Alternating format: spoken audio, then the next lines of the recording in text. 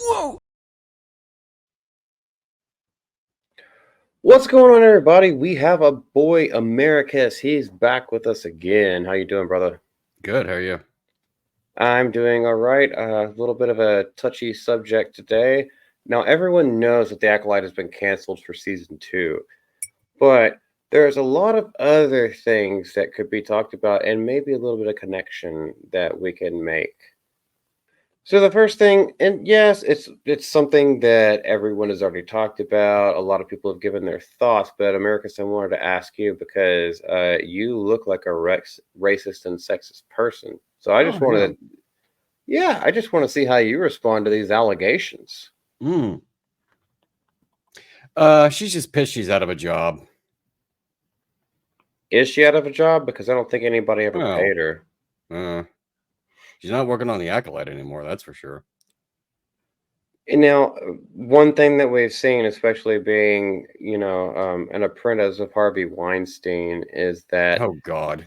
she'll find some niche in which to fill somewhere else because they don't like to they don't like to truly fire or lay off these folks. They just, no, Of well, course, they just shuffle them around to other projects and other IPs and shit like that. exactly. Those are exactly my thoughts as well. But you're right. Just like Weinstein, she will find another niche to fill. Well, Heyo. at least no one else is filling her niche Oh, thank because, God. anyway, we I'm won't not go that down desperate. that. You'd be the last she, her on earth. And just because of those pronouns, I would choose no. I think I would choose 2 pieces of limestone. Wow. Okay. For the true exfoliator in you. Mhm. Okay.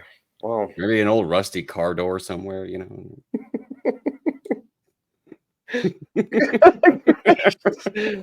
this is why I got this is why I got America's fat. This is why we don't do it live. Well, this is staying in, so fuck you. Oops. All right. Okay, I have to cut that part Cut out. that part out, yeah. Well, there's one thing that I wanted to actually say, and I feel like it was almost complete polar opposites, but I think they might be missing something. And you can let me know if you feel the same way or not. There's a reason why I bring this up, and I think I can draw some parallels, but I want to see if you draw those same parallels because there's been a lot of hubris, not only around the Acolyte, but also around Fallout. Mm. So the Fallout showrunners defend changes to franchise canon. There might have been a time where you were a Philistine if you deviated in an adaptation, but not anymore. And they kind of seem a little bit proud that they didn't stick to the canon. That's always a red flag. Yeah. I mean, season the end of the first season heavily insinuated that the second season is going to take place in New Vegas, which is undoubtedly my most favorite of the franchise. And it's actually my favorite place. Like I would really like to live in New Vegas. Some strange reason. Maybe it's the Western cowboy theme. I don't know, but but Seems like yeah. hella fun, man. Oh yeah. But yeah, they're doubling, tripling, quadrupling down Hmm. about all this stuff. Like confirming what's canonical and also confirming that they're not even being negligent, they're purposely Hmm. going away from what it is. Yeah. The main point of Fallout, and a lot of people miss this, is not Death Claws, super mutants, Enclave, Brotherhood of Steel. That's superficial stuff. That's just window dressing. The main point Mhm. of Fallout is what would happen after the bombs fall. After the Yeah. big nukes go off and 90% of the Earth's population is wiped out, what would happen afterward? That's the point. Bethesda misses that by a country mile, but yeah, in my opinion, that's the ultimate point of Fallout. is exploring that. What would happen after a nuclear holocaust? And Yeah, and well, exactly to your point, this is exactly what they're doing. They're trying to take that and twist those words. mhm. They're trying to take it that video games, like open world video games, make for looser adaptations. They're You can't. they're literally saying it's fun to play with. Mhm. They're basically finding themselves in the player's situation from when you first, played Fallout 3 or Fallout 1 or 2 or whatever. When you played your first Fallout game, basically, they're finding themselves in the same situation a newcomer to the franchise would find themselves Yeah, in my opinion. I just don't think the TV show did it very well Mm-mm. because I think the TV show lacked stakes. Yes, I did get excited about some member berries whenever we were watching it, but as a whole, it didn't fucking make sense. Mm-mm. And it didn't feel like there were really stakes at all. Like it was all just like it was like a freaking action sitcom, in my Mhm. opinion. When it's supposed to be post-apocalyptic, they're supposed to be worried about radiation sickness and like all kinds of other things. Worrying about, gathering food and water and shelter, the basic things that we don't really think about And in Nuka-Cola caps as well, because that's the and money currency back or then. currency. Yeah. Especially when like we're supposed to be following like our protagonists are supposed to be good people, especially Lucy, the absolutely doe-eyed vault dweller. Hmm. It's like, well, yeah, you got to find money somewhere. What's the currency in the world outside? Well, it's Nuka-Cola caps. So like, they didn't even bring that up at all, to my recollection. But I also haven't rewatched. I haven't either. So, And there is one thing that I would like to bring up because they kind of brag about it. Is as of this morning, these are their Rotten Tomato scores. So there are a lot of people who did like it. yeah. It was popular, it was successful. And all props to them. I feel like this kind of hubris is something that the same people who made the Acolyte, they had that kind of hubris and it Hmm. became their downfall. Pride goeth before the fall. True. Now, did you have anything more to say about that, or am I just talking Mm. out of my ass and you're sitting back puffing your pipe and just like, yeah, I'm gonna let this idiot talk? What you talk? Uh, I saw some things. I think the Rotten Tomatoes score is something that you can't really use that as a metric for how accurate it is to the overall lore. Um, a lot of the people who watched it have never played a Fallout game before. That was one common theme I noticed on people who were playing Fallout after the series was released was they either played the games before and loved them to death and decided to play them again, or they've just never touched the series before and then they wanted to get into it. So it's a little bit of a double-edged sword in that regard. I wouldn't really trust the Rotten Tomatoes the user score too much, but that's my humble opinion. Well, to me, so the reason why I brought that up, it's not so much that we're trusting the Rotten Tomato score, but like Mm. this is why it's getting a second season because Oh yeah, whereas The Acolyte was like 14% viewer rating, it like highly rated stuff and stuff like that, especially yeah. even if it is from normies, because the Fallout universe, if you actually played the games, is very immersive. There's a bunch of cool stuff in it. And if they just bring just enough to keep normies interested in the Which they TV probably show, will. yeah, I think that's the reason why it is getting continued. Mhm. But also to that same point, that's why I wanted to bring up that article, and I was like, y'all better freaking watch your mouths about They how better you're be open, very careful. yeah, about openly stating that you're not paying attention to the lore. because they're a lore guy. I mean, the normies will eat it up.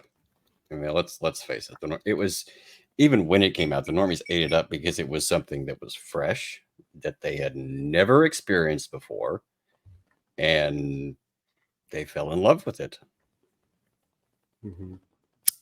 Lead actress didn't hurt. Oh yeah, she was cute. Wood. Moth Death would. Never mind. Okay. There's a quote in the article that for the Fallout that I think is apropos. For Fallout, we did alter the course of the game's canonical history, the former Silicon Valley producer admitted. I'm guessing they're talking about Mikey O'Connell or whoever. Yeah. There was a Reddit thread that had to get shut down. Laughs. People were so mad. So it's sort of the new sacred cow in a way. That makes it kind of fun to play with. I mean, that means they're really going to want to piss people off. And I really wanted to like the series. Yeah. It would have been great. I thought it was okay. I mean, I had some problems. I had some major problems with it. But but beyond that, it was okay. I just wish it would, like it. Jess and I were talking about this with the fucking War of the Rohirrim thing that we just did a video on. If it wasn't tied to fucking Tolkien and Lord of the Rings, it might be interesting. If this wasn't tied to Fallout universe, it would probably be interesting, and I could give it a better pass. But because they had to bring this shit in and like use another IP, a beloved IP with a lot of lore and a lot of history to it, and then shit in its face, and then have the directors and the showrunners laugh about how they're shitting in the face of it. That's really what rubs me the wrong way. But I mean, he's sitting high on the hog. It got 90% viewer rating. Of course. Until it turns into The Boys, season 3, season 4, because The Boys started out that way. Season 1. God. Look where it is now. It's just tanking because they got so much hubris, and it was like, who? I watched the I've never seen The Boys, disclosure. And I watched the absolute last episode of that series. First of all, I was half thinking, what the fuck is going on? And it was just not good. And even just coming fresh into it at the very end, not knowing what the hell was going on, it was just not. No. I would go so far as to say the first season definitely was awesome at the time. First season and a half, definitely something you want to get into and binge watch. And then others started going. I don't know. It started to become too much like shock value. I mean, so the preachiness was, at least the way that it was talked about when it first released, was like the preachiness was actually like their version of satire. It was making fun of shit because the people who are the most preachy are the ones that get like blown up like in the weirdest ways, and like their pride is their downfall. But then I think that was just like a little, I don't know what the word for it is, right? Euphemism. I think they just use that as an excuse to go further and further down, like, okay, we're not being satire anymore. Now we're just going to make everything political. It's like they stopped writing and it's all, whatever the fuck ever. Piss me off. I have not seen a single episode of season 4, and I don't want to. I might go back and start, at least the first couple seasons, but I would watch 1 and 2, but I'd go back and rewatch those. I remember having a great time. Yeah. Well, I think we've kind of hit on everything that we wanted to talk about. I think mostly for me, it was just the sheer fucking hubris of Yeah, looking down at what is canonical and saying like, "Oh no, we're going to take all that, we're going to throw it out the window, and we're going to laugh about it." it's not a good sign. What would be a good sign to you?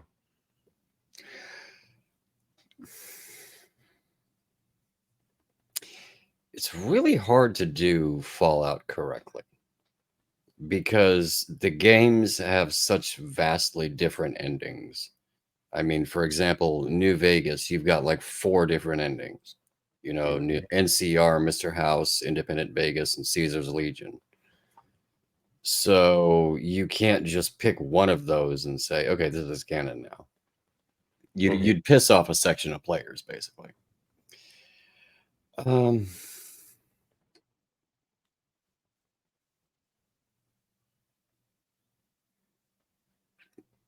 what would be a good sign is if, to be honest, what I think they should do, and this is just my humble opinion, tell a smaller story.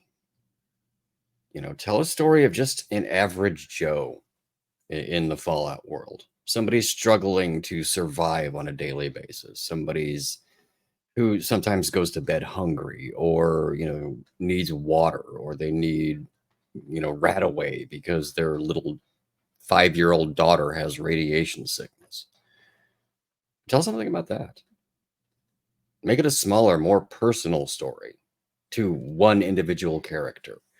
And don't involve the Brotherhood of Steel or the Enclave or anybody else. I mean, you could just have them there in the background if you want, but don't make them like front and center of the story.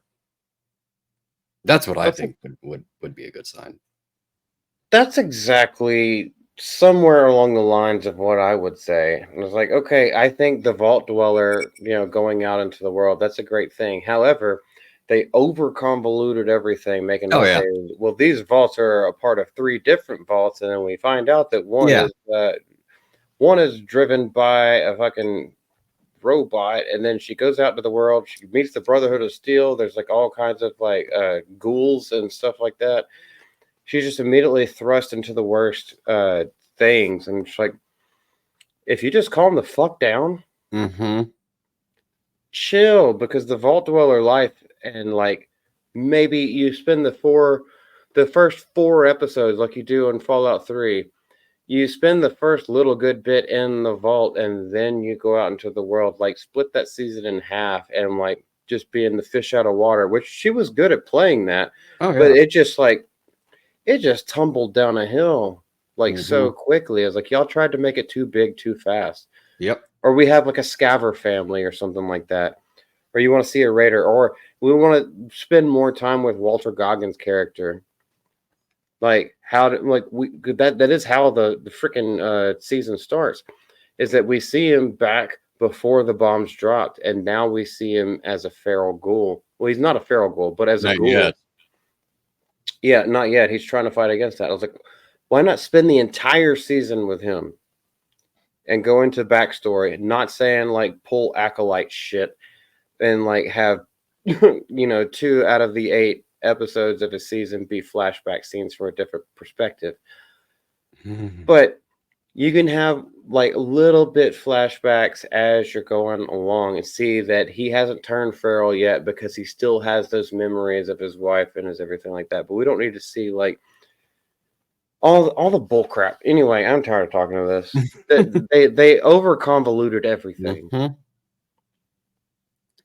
And one thing that they did that the MacGuffin in like the final episode, how it was some energy generator thing. I can't remember exactly what it was because I haven't seen it since it released.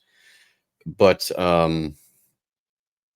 you know, power really isn't an issue in the Fallout world. I Hmm. mean, they have fusion batteries, which are basically what look like little 9-volt batteries that have a fusion reactor in them. That's gonna last quite a while. Mm-hmm. You know, power isn't at even 200 some years is minuscule in compared to nuclear decay and stuff like that. A reactor can easily go that long. Yeah. So power really isn't too much of an issue. It's the basic things that, fresh water, food, shelter, things like that. That's what, your average vault or your average Fallout person would care about. Yeah, food that's not irradiated, water Nope. that's not Yeah. irradiated. That's the biggest part of the game. If you ever play like the Oh hardcore yeah. mode where all that shit counts. Oh yeah. Mm-hmm. Well, folks, that's all we have for today. Obviously, this conversation going for freaking years, probably. Eons even. Say good night, Gracie. Good night, Gracie. Y'all take care. Hell Americus, hell the GCA, hell all y'all motherfuckers. Okay. I'll put you down. Holy shit. Bye. See ya. Stop nibbling my ear. Oh, yours actually cares about you. Mine's just like using you as a cushion.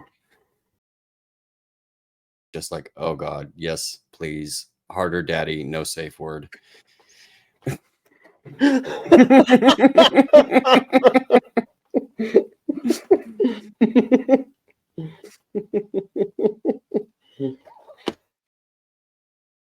Otherwise, she really doesn't talk at all.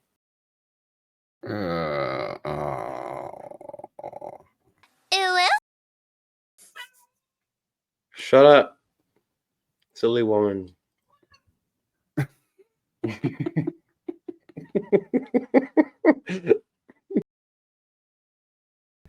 Monkey fucking tits. What are you doing?